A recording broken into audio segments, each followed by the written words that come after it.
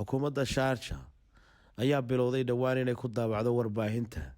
in ay koontiinaradeeda ay ka rari doonto dekedaha ay ku leedahay magaalada Sharjah halkaasi oo ay u rori doonaan Soomaaliya 17 bishan Abriil aynu ku jirno ayaa la soo saaray warbixinta ku saabsan inay bilowday Sharjah inay koontiinaradeeda u rari doonto dalka Soomaaliya iyadoo markii hore ay ka bixi jireen doomo u baxa magaalooyinka Berbera iyo Muqdisho iyo Boosaaso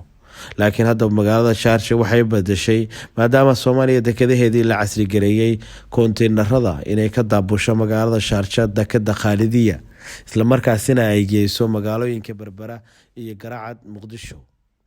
waxaana ay sheegtay inay fursad weyn u tahay Soomaalida ku dhaqan dalkii iyo ganacsatada Soomaaliyeed ku sugan dalkan Isutaga Imaaraadka Carabta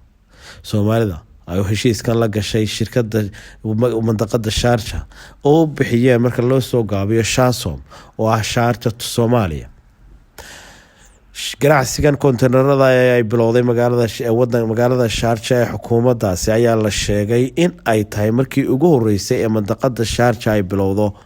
in ay ururku rarto koontiinaro ku socda Soomaaliya koontiinarada ayaa ku bilaabi doona magaalada Berbera Garacad Muqdisho ay ku dambeyn doonaan caasimadda dalka waxaana la sheegay in ay diskoon iyo qiimo dhimis u sameyn doonaan Soomaalida ganacsatada ee koontiinarada Cabdirasaaq Shabcaan Dubai.